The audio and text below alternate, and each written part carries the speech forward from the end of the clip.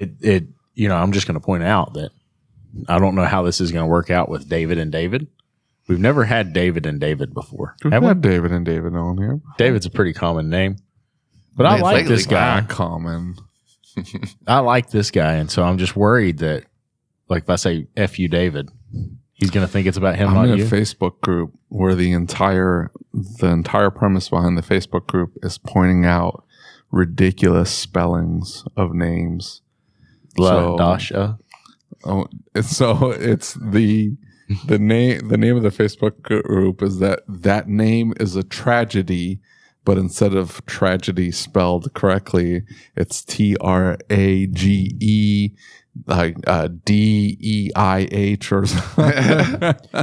And so the names are, the random Y thrown in there and X, and so I'm sure the parents feel like, hey, I'm going to do something cool and unique for my kid to make them special, because everybody's a special snowflake, and it's all great and fine until they're adults, and then they go, yeah, my name's Ashley.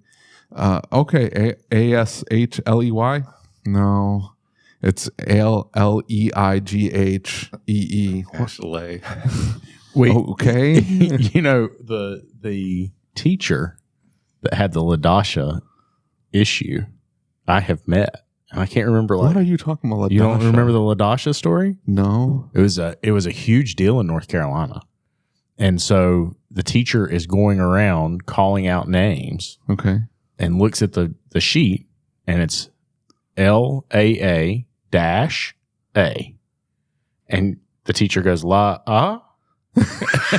it was Ladasha. She says, "My name is Ladasha." Oh my! And the teacher says, With dash. Oh, okay. That's good. I like that. That's great. I love that. David? Ladasha. How you doing? Good. My boss, David, too, to avoid confusion, I'm known as OD. David. OD. Your boss is a pretty cool guy. Yep. I've known him for a while now. Pretty legit guy. So you're Mr. Power Pro. I guess so, yeah, nowadays. So how did you get involved with Power Pro? I think you insulted him. He said nowadays. He's like, I've done more than Power Probe in my career, right? Well, I mean, I'm just asking. Are you going to... This is another Ladasha incident right here. It's Ladasha, not... Please don't do whatever you just did to make that sound again.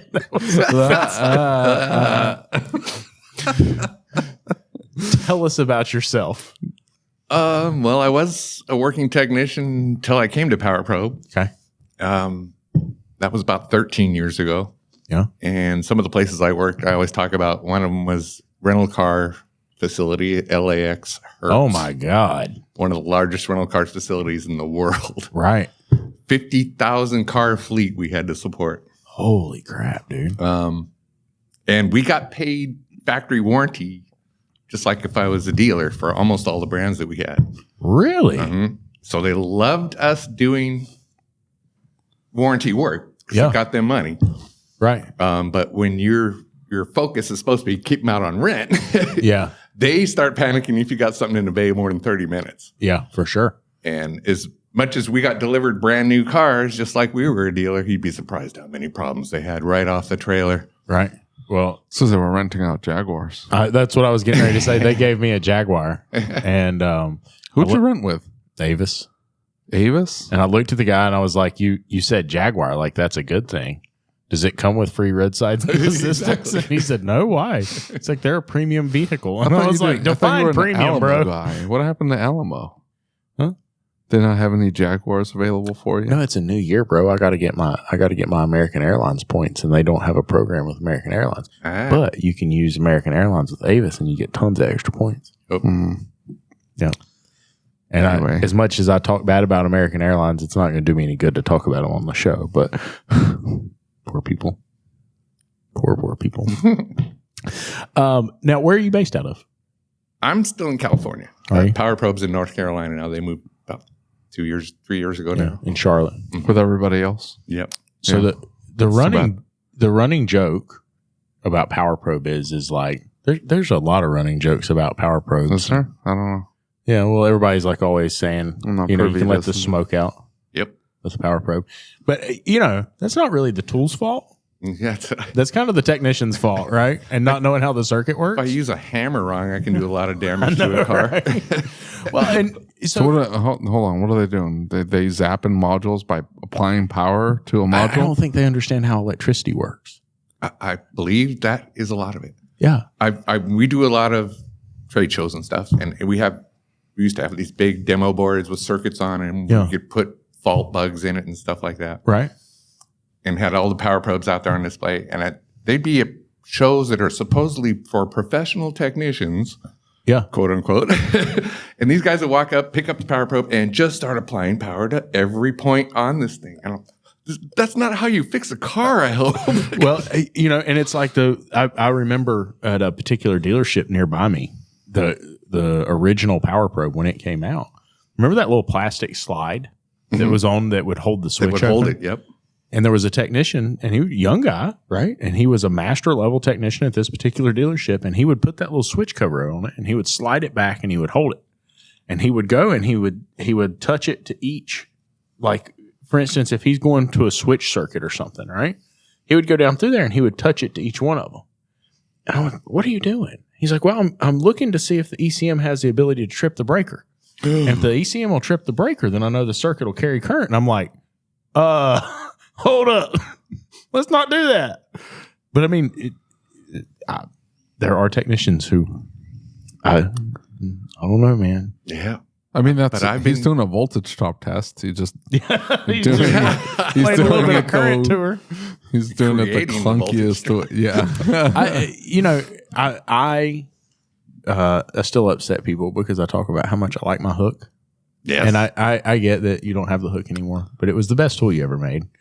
I'm a little sad they don't make it anymore. Not that version. That big clunky thing. That thing was huge. That Why? What was the deal with it? I use it for all my parasitic draw testing. I still use it to this day.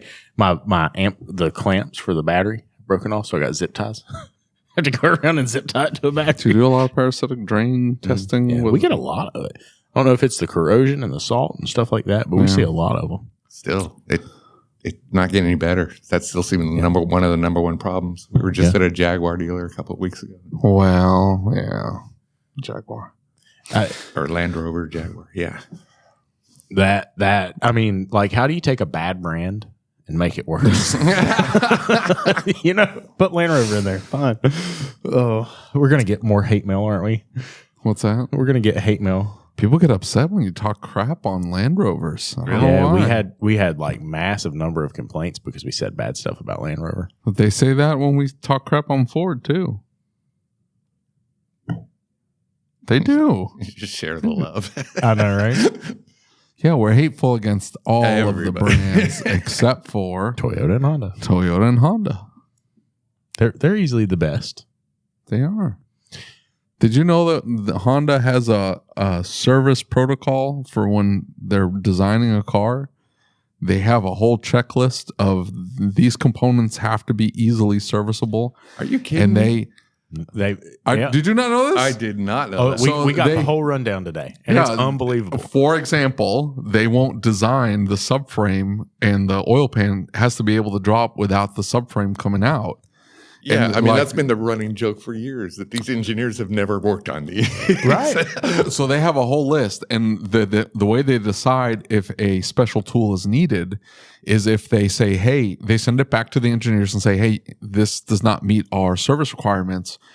The hand has to fit in there. Wrench has to fit in there with a wrench. Yeah, and it has to fit into the space, holding the wrench, and it has to be able to fit in to get the bolt out. Yeah, and so that's outstanding. I know, right? And so if it won't meet that standard, and they're like, hey, we can't re-engineer this. Like, this is critical. This component has to be there. This, that, and the other. Then they'll come up with a special tool, and that's when they release a special tool. But until then, they're like, we don't want any special tools.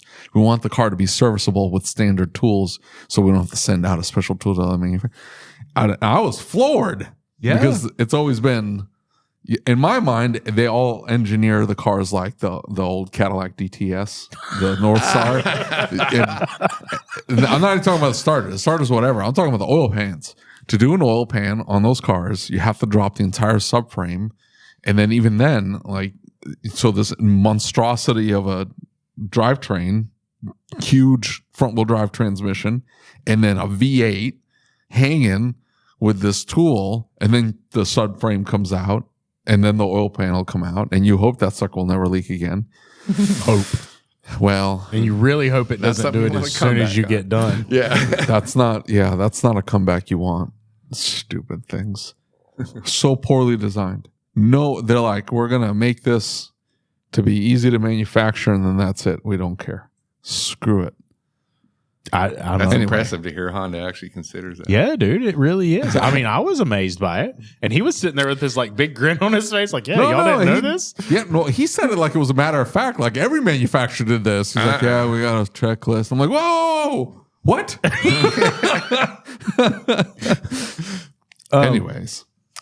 So David makes fun of me because I love my Power Probe voltmeters.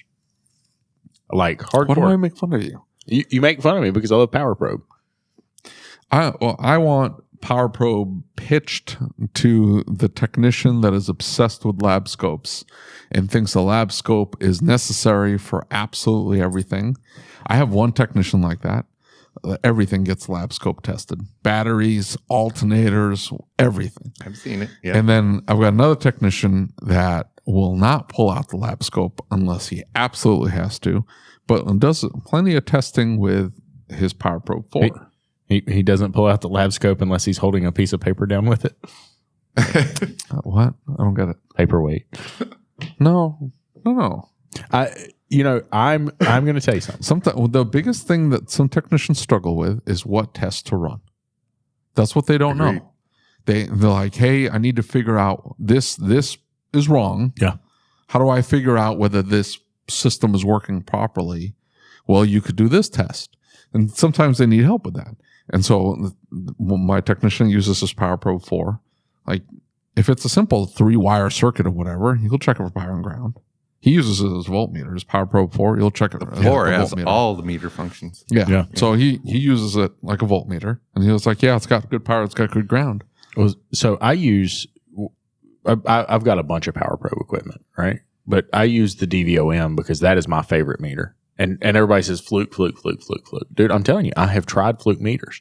They're not as durable. They're not. They're got like a 20-year-old 87. It works just fine. I'm just telling you, I have had more issues out of them than I have my Power Probe. The Power Probe is a far more affordable meter. And the 87 is ridiculous. It's too much money. It's easy to light. It's got the light on it. You can turn the light on and off. It comes with a little magnet hangy thingy. That's the meter I use. And I'll put a load pro on it, right? And so that is my favorite. There's like 15 or 20 of them floating around the shop because those are the meters that I always use. And that's what I buy, like our apprentices and stuff like that. But I would use the hook. And the reason that I was so big in the hook is I used it for parasitic draw testing because it had the 65 amps in it. Yeah. So you could, if you needed to open the door, if you wanted to run through some functions, it wouldn't pop as opposed to just doing it. But the thing that I liked about the hook was, especially when we got into complex problems, I would simulate voltages using the hook. Yep. And so I would send in a specific voltage that I wanted, and I would see if the voltage was matching what the tool said.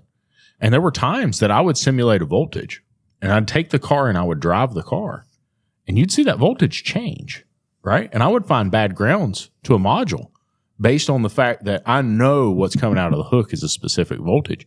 You'd be driving and you'd watch it creep up or creep down. Like, what in the world is going on? And so you could find the issue with the module based on that. And chances are, if it's moving, if the voltage is moving when you know you've got a good signal to it and you're driving and it hasn't been moving otherwise, chances are it's an input, like a power or ground problem. Can't you simulate that with a lap scope though? I can't change you could. But you're checking source voltage I am simulating a voltage. I'm not checking voltage. I'm giving it a voltage. But I'm saying you would check at the source point. So if it's 5 volts, you'd say, okay, the 5 volt source is here. At the module, I'm still at 5 volts. we're good with the card running. Okay, then for sure. But there were really unique situations I'd get in from time to time where I wouldn't end up doing that. Right? Preference thing? I don't know. But we still use scope all the time. But I'm just saying, like, I would grab my hook and do things that I could not do with any other tool.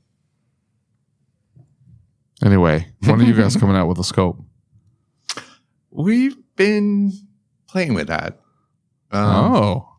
Breaking news. No, I mean, I love scopes when they're needed. Yeah.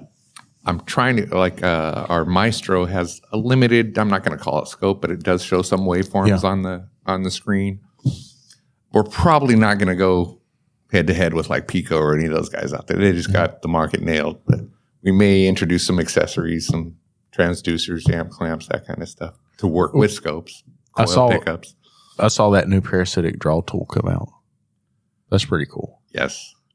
Tell us a little bit about it, because I mean, especially for a lot of technicians, I think that's a pretty solid tool for them.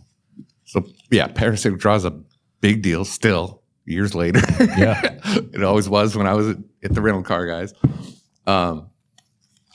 And we were sitting around one day and trying to think of some interesting tools, and like, you usually use a memory saver if you ever disconnect a battery. Yeah. So that thing's supplying power to the vehicle. What if I just put a current meter on that? Yeah. So now I know exactly how much power is being supplied. That would be the same as my parasitic draw, correct? And it ends up it is. Right. So we built a tool that has all that in it. I thought they were trying to get away with doing the memory savers. Didn't it?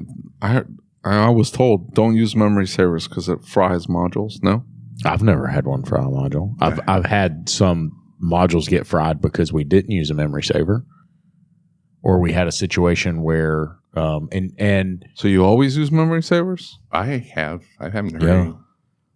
Really? Yeah, because you can lose adaptions. I'm just, even for a customer point of view, radio presets and that kind of stuff. Sure. Seat presets, the whole 9 yards.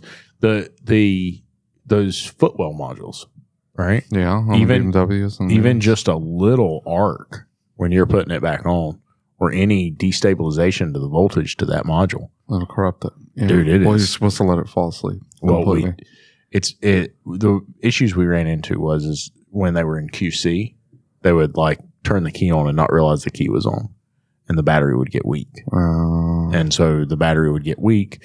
They'd run out and then go to throw a jump box on. Didn't Thomas Leach say a whole thing about you guys kill more batteries than doing? I even told my tech, I'm like, hey, we need to probably put a maintainer on the alignment rack to hook up to the car, because you're doing alignment and that alignment goes sideways for whatever reason. We have some, hey, it's just not, you wiggle it or whatever, or I got to make 15 adjustments. It's going to be on there, and the lights are on and stuff like that on the car, the brake lights and stuff. So it could drain down the battery. One of my techs, is because he's so paranoid about draining the battery down, will like lock everything in place and then take the key all the way out. Some of my other techs don't. But it does draw down the battery very quickly. You got to be really careful. And then what? Dude, I've seen a lot of stupid stuff happen. And I think that's one of the frustrations with modern vehicles and all their switches and doodads. It's that all of this technology can be finicky. And that finicky costs me money. So you designed this tool with a current thing on the thing. I don't know anything about electricity. Volts, ohms, amps. Ohm's law. So the current flows through this, and then you can take your, I was being facetious. I mean, I know a little bit. I know enough to know. No, you don't. I do. Some. Enough. Anyway, what I do is I tell my tech, because if he doesn't know, I go, hey, why don't you pull out the lab scope and run this test? And that'll tell you if that component's good or not. That's it. And so he does. He knows how to run the test. That's the extent of the electricity knowledge you have. I'm just saying, he knows how to do the test. He doesn't sometimes know. And I don't know if there's any classes on this is what test to run.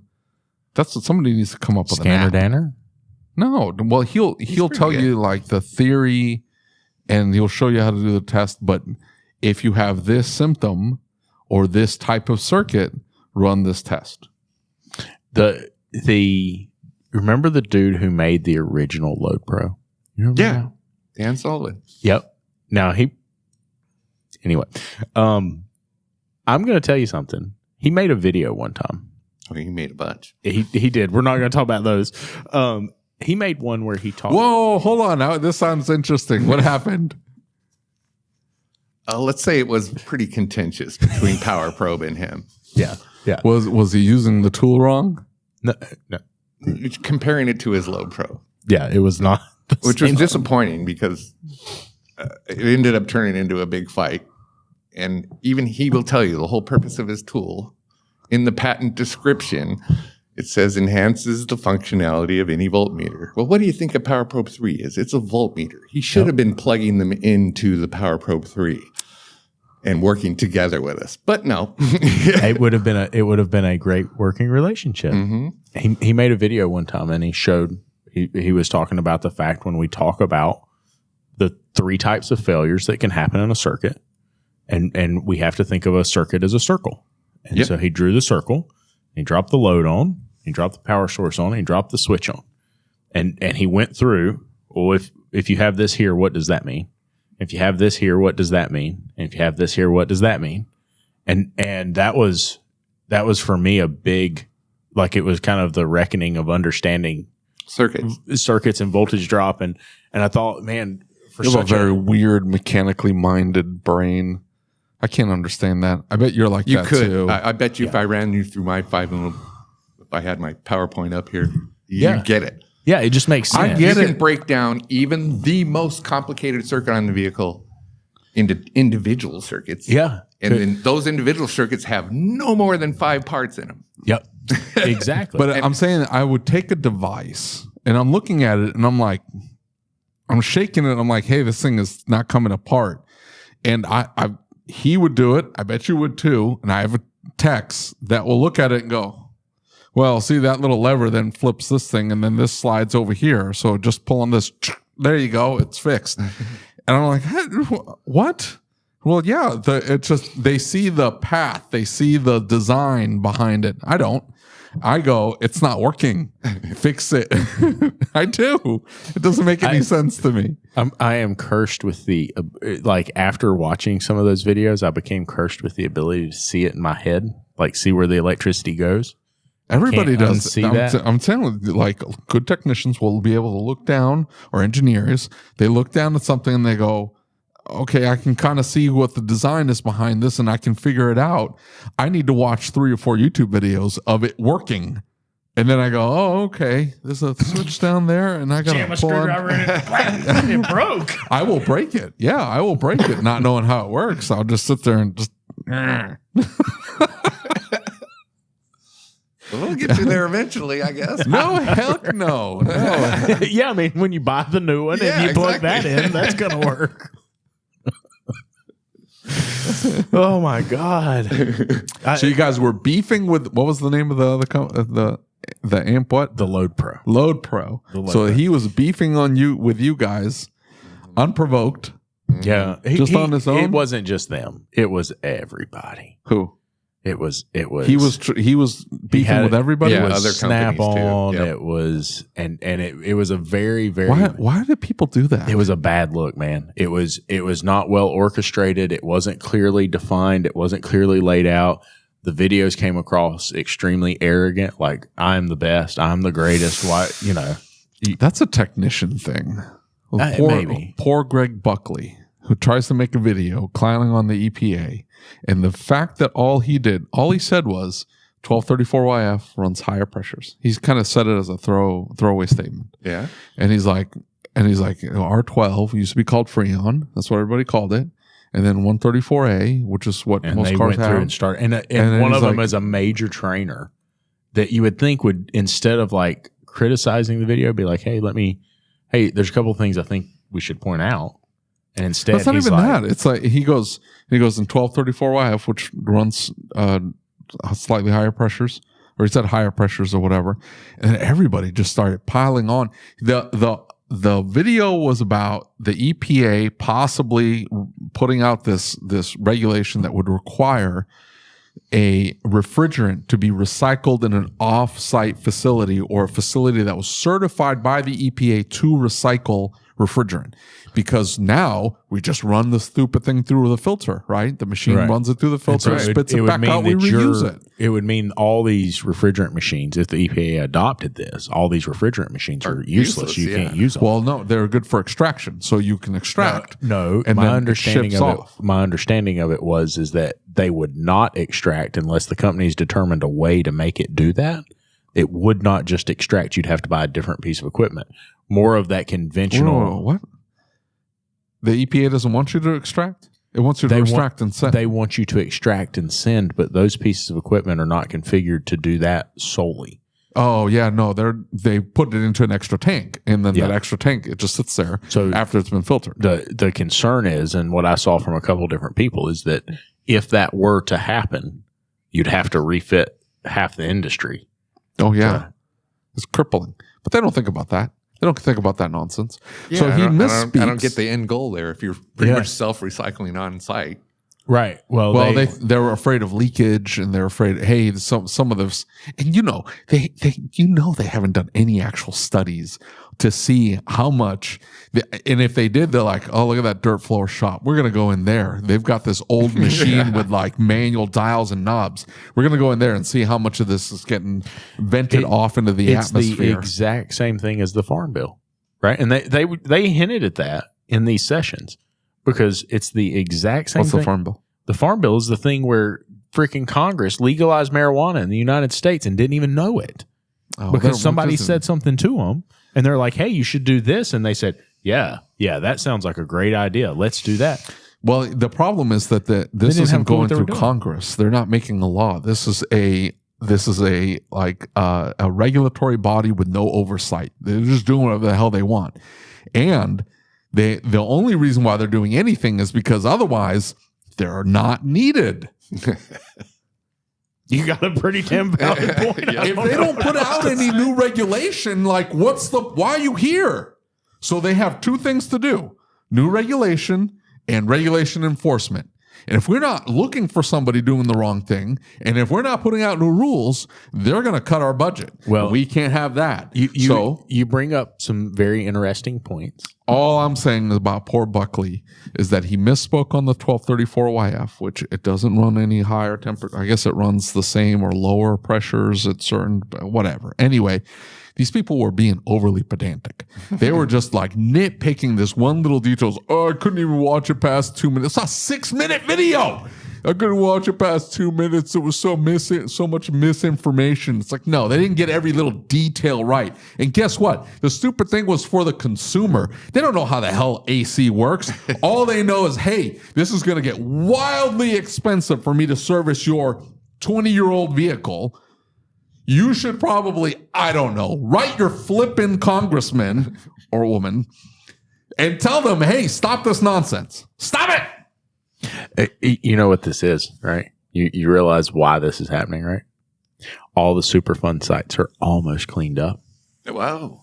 And so did you know that? If they run out of Superfund sites, they run out of funding. And so there will always be more Superfund sites, but we're getting low. No, it's not. The Superfund sites can be handled, but I'm saying like it's the like emissions protocols for factories or vehicles. It's like they hit a certain threshold.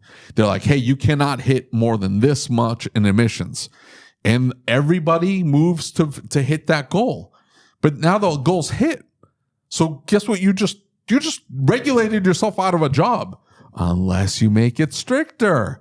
Hey, we've determined that we need to make it slightly more strict for everybody. So we need you to do this now. Try us out in California. David hates regulation. Say that again? We have additional people on our back around here, like Air Quality Management District. You have an EPA for just this area. Yes. And they can get ridiculous. They come and inspected our sites and stuff. Like we had gas dispensing facilities, obviously. Yeah. You know, the little string that holds the hose. Right. That retracts back up into the holder. If it sticks out more than an inch, that's a violation. Do what? Yeah, it's just nitpicking ridiculous stuff. David, maybe you should move to California. You know, we're sitting at dinner, and I'm like, "Where do you live?" I live up in San Bernardino Mountains right now, Crestline. So you're safe to say it. You're okay. Far away. I don't know what that means. I'm still in Southern California. Well, I'm sitting here, and there's people on top of people, which I can't deal with. And then there's like the lanes. I don't know why you guys make your lanes so narrow. You drive enormous vehicles, but the lanes are designed for teeny tiny cars. So you have teeny tiny lanes. Everybody's parking on the street because there's nowhere else to park, and everybody has to have a car. So everybody has a car. There's nowhere to park. The lanes are this wide, and everybody's just people on top of people. For like, I'm driving through the neighborhoods. I didn't see any houses. Now I eventually got to houses, but there was I moved up to the mountains. Well, okay, so it's apartment complexes. Like, hey, we're gonna put 5,000 people in this tiny block, and everybody's on top of each other. It just makes me anxious. Like, I can't handle it. Why would anybody want to live in this chaos? Just chaos. Then I found out that like the low for the year is 65 and the high is like 75. And I'm like, oh, okay. Well, there you go. I thought you were getting ready to go into a tirade about how all Californians look the same, but David doesn't look like all the Californians. I would not guess him to be a Californian. Most people say that. Not your long-haired surfer dude type or what? No, they just got people in California. They got to look. Interesting. Not everybody. It's a bell curve. It's always a bell curve. It's always a bell curve. He said I look like I'm from the East Coast. And he's like, it's your teeth and you know it all-ness. And I'm like, what are you even saying? You would picture him from being from Boston, yes. Wouldn't you? I mean, it's obvious. I don't agree with that. So y'all have been in just this like swing of development of really cool new tools, right? And you've been doing some really neat stuff. Like you've been giving tools away to schools, right? Yep. Like you've been giving a lot of stuff away. I find it interesting that there's no more engagement in that than there is, because like I watch the Facebook page and stuff. It doesn't seem like that many people engage with it. What do you think the deal is with that? I don't know if it's just who's on Facebook anymore. Everybody seems to have moved to newer like TikTok and stuff. But yeah, I don't know if that's it or I don't know. That really is a good question because I noticed that too. But. Right. Well, and so tell me about the tools that you've been giving away to the schools, because you've got a couple different things you've been working with, don't you? It's kind of like a test light, but it has a little battery in it, so you can not only with your typical incandescent test light, it lights up on power. Right. You can reverse it and light it up on ground. But it also has the ability to check grounds. Okay. It has a little battery in it and give you like a blue light if the ground's, or green light if the ground's good, blue light if it's over like a certain amount of resistance. Okay. And if it also has a little weird feature where as long as the voltage is over 12 volt, it vibrates a little bit. Huh. But it's like a fancy test light, continuity tester all in one. They're giving them away to tech schools. Anybody that get the kids one that they can work with and kind of start getting a feel for it. Correct. Now there was, I don't want to call it a merger, but you're working with another tool company now. What? It was, I'm trying to think how many, 6-7 years ago. Yeah. PowerProbe got bought out by MGL. Yeah. Which is a manufacturer they made industrial electronic testing equipment for forever years. But, so that kind of gave us a couple, we got more manufacturing capabilities. And just in the last few years, our R&D team has really come online because they realized, they've been doing the traditional stuff for years and years and years. And we're trying to push, we need new capabilities, new functions. Right. And our R&D team that we have in place now, they're getting really quick at it. They're getting good at it. Because a lot of it's communication, over the seas and different languages. But we're finally getting it nailed. Like we just went through a prototype exercise with a proposed tool, and within 90 days we had a working prototype. Holy cow! It used to take us years to come out with something. Yeah. Right. Well, I've noticed that, and then I was looking at the other tools on the table, and I don't think the rest of the industry knows that y'all have those other tools. Much more than just power probes. Yeah, and I mean what I like about their line is it is a very affordable line compared to what you see everywhere else in the market. And so when I first started buying their tools, except for the hook, right? The hook came on later, but I was buying like those voltmeters because they were affordable and I didn't have any money at the time. Yeah. And I realized how durable they are and I realized how good they were. I'm like, man, I tried other meters and like, for instance, the meters, the display. Obsessing with these DVOMs. Dude, I'm telling you, it's like the readout on those meters compared to the other meters, like the Flukes, the readout on their meter is the best readout on any meter out there. Legible? Yeah, it's a much bigger and it's much easier to see. Yeah, it is a much better readout. Nice and bright. Mm-hmm. It's got a light in the back of it. You go boop, and you turn the light on. So does all the other one. Yeah, but they're shit. But so then I started realizing how much other stuff that y'all had in the market, and it's really affordable tooling, especially compared to what some of the other stuff out there is. My tech has a breakout box, I think. Don't you guys make a breakout box? Yep. And something with fuses. Yeah. I can't remember. On my phone on me. I'd check it. I'd look it up. Something with fuses? Yeah. I don't remember what it was. We have might have been something you saw yesterday. We have a new meter that's launching in another month or two. No, this is like an accessory kit or a box. It says Power Probe on it. I don't know. I mean, it'll come to me. I had tried the short finder, and I did not have good success with that for me. It was a cool tool. It's kind of situation. In some situations it nails it. Others, I just didn't help you at all. But. Yeah, I just didn't find that many that it worked for me for. And I'm gonna piss Noah off when I say this. Typically, if one's shorted, I just cut the wire and overlay it, and I'm done. I'm not going about my way. Yeah, but that works. That works sometimes. We had a Town and Country with the rear AC would immediately would throw an error code and it would default to heat in the back. Mm-hmm. Or all of them. Sorry, all of them did it. And so that turned into, well, we got to disassemble this, that, and the other. What it was, if we unplugged the back, everything would work beautifully. Come on in. If we unplug the back, as soon as you plug the back in, it would immediately freak out the entire system. You can sit. You can take a seat there. Oh, okay. Oh, geez. So you can't say anything bad until that David walks out. Say whatever you want. I'll take that seat. No, that's always. All right. We thought it was the actuator. We had power and ground. The problem was short. As soon as that back actuator did this little sweep thing, it would short out, and then it would default all of the actuators. All the actuators would go down, and it would switch to heat, and then that's all it would do. And it was a broken wire. This was a wheelchair van. Mm-hmm. It was a broken wire somewhere behind the front passenger side seat and the door. There was like a section of wire, and we weren't going to rip up because of the wheelchair mechanism. Like, we're not ripping into this. So we told the lady, we're like, hey, we're going to do an overlay. We're just going to route this over here, and we're just going to call it good. It's a broken wire somewhere in there. I don't know, but we're not ripping all that up.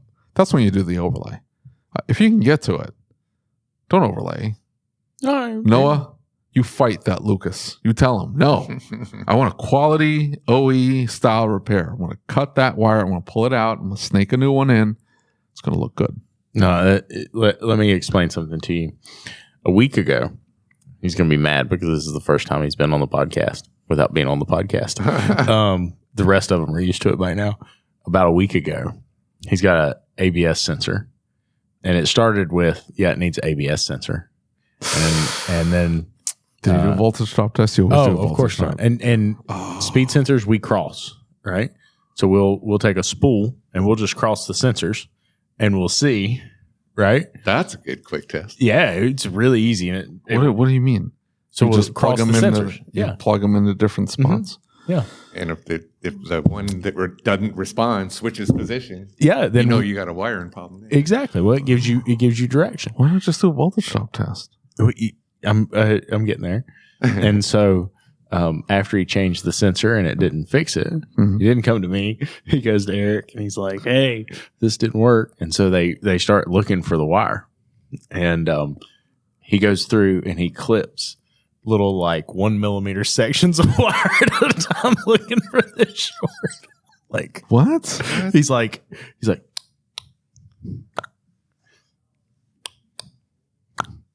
And just over and over again. What are you doing? Wow. He's like, "This is how we do it at the dealer." And I'm like, "What are you talking What are you talking about? Are you serious? I'm dead serious. Audi technicians, bro.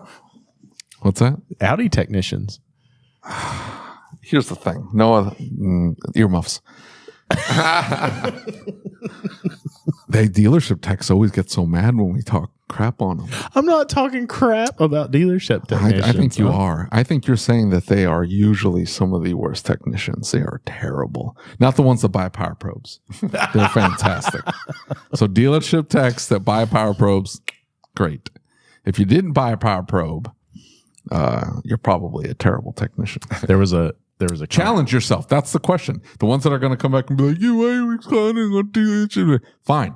Quit the dealership. Go find an independent repair shop and see if you can hack it. Or a rental car fleet. Or rental car. No, because it's the same thing as the dealership, isn't it? No. The same lifestyle. We're dealing with brand new cars, every make and model. Oh, every yeah. year, Okay. Yeah. brand That's, new. yeah, I could see that. So challenge yourself and go work in an independent repair shop. The dealership will take you back. Of course, they can't find technicians. Of course, they're going to take you back. But go challenge us to see if you can hack it. I overheard a conversation. Not going to say about who or where or anything like that. But the first time you get a 94 F-250 diesel, you came from Audi and you've got to work on a 94 diesel F-250, and he hands you a roll of copper nickel brake line, and he's like, "Hey, brake line the whole truck. Good luck." And then that's it. He leaves and he's like, "What?" I guess he won't ever accuse me of being a hack ever again, because he knows that the consequences are terrible. You can't. What, a stainless steel line doesn't work? Stainless steel is really hard to bend into place. But if it's pre-bent. You ever tried to find a pre-bent stainless kit for a 1993? Yeah, Lines to Go, I think is the name of the company. They've got them. They're just really expensive. So you get a full, dude, I buy fuel lines to Pontiac Grand Ams. Fuel lines. I'm not cutting into that. First off, if I cut into it, it's so rusty that I'm going to end up I'll be doing the Noah thing, every millimeter, cut. No, you buy the whole line. And who sells line for a 2004 Pontiac Grand Am? Lines to Go. You buy the whole line. They sell in stainless steel. They give you money to say that? No, it's fantastic. I've bought lines for Pontiac Grand Ams, a D150. No, it was a Ram Charger, like a 1992 Dodge Ram Charger with a 318. Miserable. Yeah. You know who I gave that to? Yeah. Brandon. My lab scope tech. The one that's I want to rebuild modules. Anyway, here's this 1992 Dodge Ram Charger. No electronics at all. The tech in question that we're talking about, Noah, he's a sweetheart of a human being. And he got mad at me a couple weeks ago because in Independent, you will see terminals fret and they will go bad. And I have had cars I can walk over and I can touch an ignition coil, right? And touch the wire on it and can induce a misfire. And just by touching the wire on it, because the wire's loose in the pin, right? And so if we replace the connector, I'm replacing the pins. I'm just not even messing with it. And he got really upset at me for saying that we're going to replace the pins. And he's like, this is hackery. And he wanted to replace just the housing. He just wanted to replace the housing. What does that accomplish? Yeah, what the hell? The clips were broken on them. Well, yeah. I'm by the time you get the pin out of the connector and get it back in on a 25-year-old car, there's a chance that you're going to break the pin in the process, right? Yeah. You're going to bend it back or bend it funny, or it's not going to sit fine. Yeah. And if they're already fretted. Yeah, exactly. Just go ahead and replace them. The whole thing. So then, he basically accused me. You of are being a hack, but for other I am. reasons. I'm not denying that. So, but I'm just saying it did get him a 1993 Ford F-350. I don't do that. I don't make them work on junk as retribution. You just make them work punishment. on junk. It's luck of the draw. So sorry. I'm sorry. I'm sticking you with this absolute monstrosity. I don't mean it to be that way, but. See, that was actually good jobs or bad jobs. One of the things I liked about being a technician. Right. Because there's always, every job, there's like a little sense of accomplishment. Like a little wins every day. That's one of the best things I loved about being on cars anymore. You're so far removed that you're thinking fondly of it going. Just like you're thinking back, like, we had but not full time every day. It's like thinking, that music was the best. But then you go back and listen to it and you're like, ooh. Maybe not. You're probably right. I don't know. I enjoy going back and working on cars. Because you can pick and choose. That's true. You can just come in and be like, I get to do a little diag, and then you bounce. Like, I'm out. That's fun. That is fun to get in there, just a little bit of diag, metal, and get in there. Not the hard diags, only the easy diags. No, some of the hard diags are fun. Like the hard ones. The hard ones are fun. No. I'm not talking about that kind of hard. Like, for instance, there is a crossfire at the shop that's been there for like a month. No. Yeah, and it is a intermittent hard start or intermittent no start. And Mario pointed out to Eric that the cam signal would move randomly. And so it would, you could like literally watch the scope, and it would be on one side if the car started. And then if it didn't start, it would be on the other side. In other words, the pattern would shift. Yeah. And so we tried a couple different cam sensors, and eventually we found that the chain was super loose in it. And it only happened when you went to start. Now, before you started it, it would be slacked out, and you could hit it, and it would have a ton of slop in it. But then once it built a little bit of oil pressure, it was tight, and it was fine. Yeah. Well, so we changed the tensioner. It didn't do anything. And so it's like Eric went to start it. Why would you I was like, huh? Why would you not go in and like, hey, we're going to do tear down. We're going to replace a whole bunch of parts.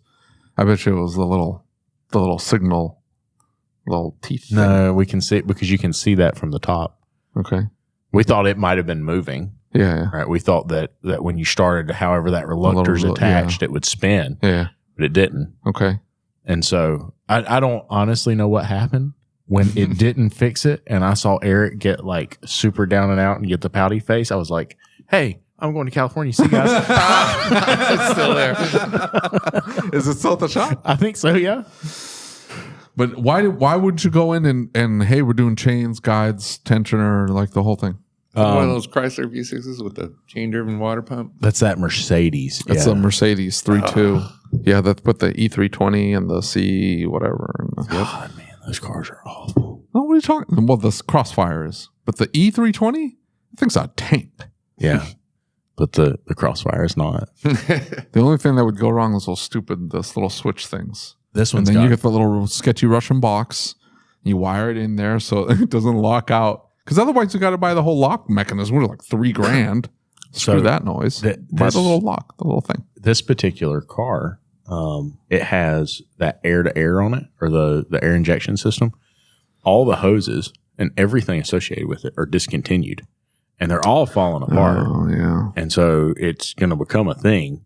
And the guy loves his car, but I'm like, hey, at some point, have you shown him the new SLKs? Go drive a new SLK. It's the same car, but not obsolete. Those were ugly too. The rears, they look like just like a really wide rear end. It's unsightly. Wide rear end. Do you think people say the same thing about you when you walk by? Yeah, but I'm not like putting myself out there as a. I guess maybe I am. I'm not.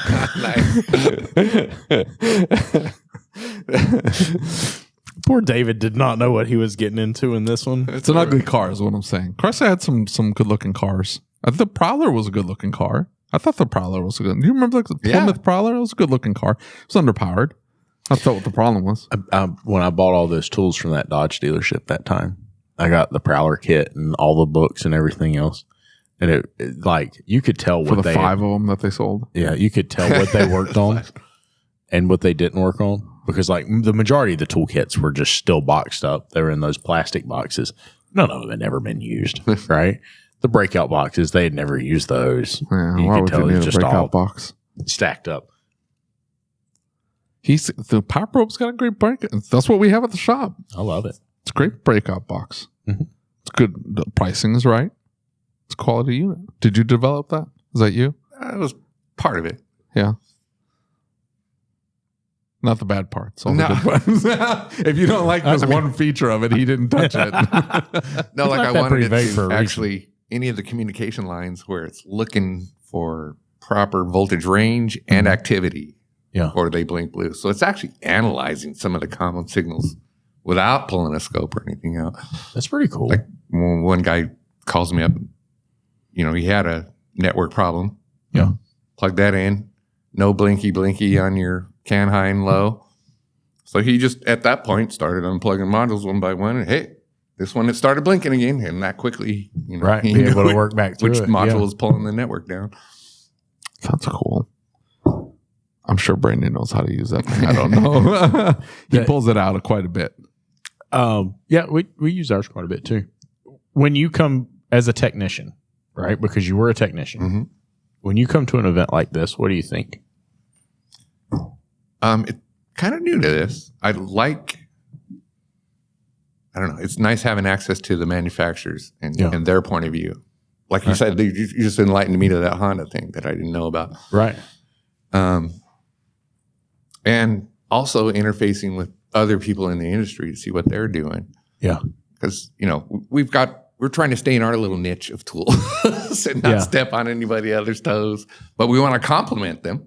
Right. So maybe we have stuff that we can work together with and that kind of stuff. And create opportunity. And you're right, because getting to talk to the manufacturers and see their perspective. We were in here having a conversation with one of our friends, and he was talking about some of the reverse engineering that has to happen and where that data comes from. And what's the difference between the data that the scan tool gets and where does that happen? Like what's the pathway for that to happen? And so we're talking about it, and he said, let me show you how we do that.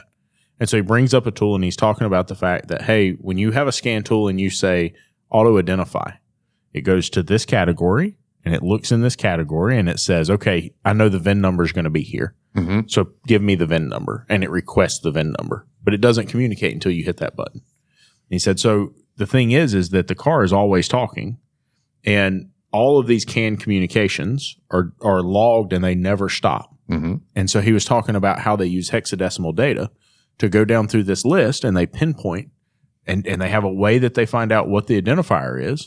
They look for changes. And so they watch for the changes and see how they do something, and then they wait for the change, and they're like, oh, that changed.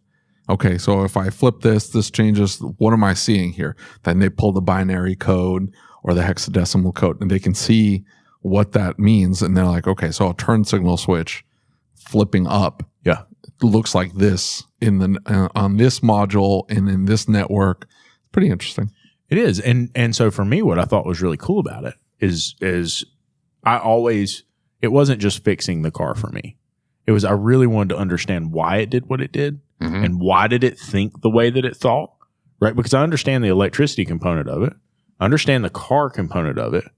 Why did you disable X component when Y happened, right? What is your thought process? Why are you doing that? And so it gives you like this inside look into why it did what it did and what signal told it to turn that off. And so because you can watch it as it happens, and I'm like, dude, that is so cool. I would have never known any of that if I didn't come to this event. A lot of the better, because I've seen pretty much everybody's, but a lot of the better, especially OEM diagnostic guides, have that data. Right. Yeah. Sorry about that. No, somebody sorry. I think that there's so much information that changes hands here and so much perspective that happens here, especially for somebody like you that was a technician and to come in here and see this. Right? Yeah, it was really interesting for me. Well, it opened your eyes to how big our freaking industry is compared to like, you know what I mean? And you went to work for PowerPro, so you knew it was a big industry, but then you come in here and you're like, holy cow, this is pretty intense. Well, yeah, actually, when my story, that's when rental car days is when I discovered PowerProbes. Okay. Kind of addressing that no car in the bay more than half an hour. It really streamlined my electrical diagnosis. Yeah. So when years down the road, I was looking for a job and this little ad popped up and I knew the tool. Yeah. Yeah, for sure. And it was just for somebody to answer the phone, answer tech calls. Really? Yep. And That's pretty cool. Yeah. It was still it was just Jeff Wisniewski. It was kind of literally a mom and pop company still at that time. Yeah. We just come out with the hook. Okay. That was our biggest deal. So we've probably talked at some point. I just didn't know it. And that was one of my biggest tasks that they gave me was training on the hook.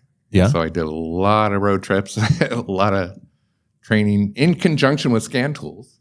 Yeah. And to me, I always thought that was a great pairing. I'd let the launch guy or the Autel guy or the Bosch guy do his pitch. Yeah. And then I'd be up next and I'm like, okay, that was your X-ray machine that tells you where you have the problem, but now I've got the scalpels and tools to get in there and actually fix the problem. Right. So to me, it was a really good pairing. So are you still teaching classes? Not as much as I'd like to. Okay. But yeah, we're going to get back into that again. And one of the things they've taxed me that we're supposed to be building like a little online electrical power probe university. Oh, that's kind of cool. Because we realize electrical training is something that's really needed out there. Well, and there's so much talk about, and I think the jokes that get made about Power Probe are not necessarily about Power Probe. They're about the technicians using the Power Probe, right? And it's kind of like a misnomer that if you're using a Power Probe, right? But I've been using I'm guessing close to 20 years now I've been using Power Probes. Yeah. I have never fried anything. I was getting ready to say, knock on wood. I don't think I've ever fried anything with one. I'm interested, though, because I don't ever see you guys at some of the national events, right? Like we go to Vision, we go to ASTA's Expo in North Carolina. I'd love to see you at some of those events. Yeah, it's been about 5 or 6 years. We used to, and we're probably going to start ramping that back up again. Okay. But yeah, I don't know if you've kind of followed the history of Power Pro, but it went through a couple of ownership changes. But now we're kind of where we need to be exactly with our R&D team, our sales team, and we're starting to ramp up our training again too. So hopefully we'll start doing that again more. Hitting the shows like Vision. Right. That would be awesome to see you guys out a lot more. Mm-hmm. So yeah, we used to. I'd like to get back to this. Well, I mean, being on the boots on the ground, especially from a development standpoint and from a training standpoint, the boots on the ground and recognizing where your consumer is weak, right? Oh, yes. And I think we know for a large majority. And I get that like the product is sold through Matco and Snap-on and everybody else, right? So there's a wide breadth of people who would have that tool. And we see less of those people. You might see 1% to 2% of the industry at these training events. Mm-hmm. But to be able to connect with those guys who are using the tool and really pushing to take it to the next level and using it at a high level, I think that would be a cool experience for you guys to be able to. That's where, my boss thinks I'm a creative genius on some of the tool ideas I come up with. But I'm telling you, I got most of my ideas from talking with technicians, from answering those tech calls, from doing those trainings. Like you just said, I get feedback from them. I need a tool that does this. Well, heck, we could do that, Right. Well, I was intrigued with that, the voltage drop meter that you were showing yesterday, that you can just drop on a fuse. And I mean, you can do the calculations, but in the same respect, that tool, you select the fuse and you put it across the top of the fuse and it gives you the reading. Yep. Instead of just millivolts, it will convert it directly to amps. Right. And so between that and that parasitic draw tester, I'm going to buy one of the parasitic draw testers because what I like about it is you can leave it on the car overnight and you can data log it too, right? Mm-hmm. Like it'll let you data log. Oh, yeah. So if something changes with that at some point, you have the ability to go back and see that. Yeah. That's worth it for sure. Yeah, I think I'm going to get one of those. Sometimes it's 2 or 3 hours before something the car random shuts happens. off. Exactly. Yeah. So. Acura with those stupid Bluetooth modules. Oh, back in the day, we had OnStar modules that would go off in the middle of the night. Yeah. They'll kick on and off over and over and over again. And they don't kill the battery. It takes 2 weeks to kill the battery. But that's a higher amperage draw. The battery should be good for months. Yeah. And instead it kills the battery in 2 weeks. We had a customer come in. They would leave the car. It would only happen when they went out of town. They said I would leave the car at the airport and I'd come back into town. They'd be out for like a week and a half and the car would be dead. But if I leave, if I just drive it on a regular basis or just normal in town, I never have any problems. Bluetooth module. It's kicking on and off. Yep. We had a rash when the new keys came out.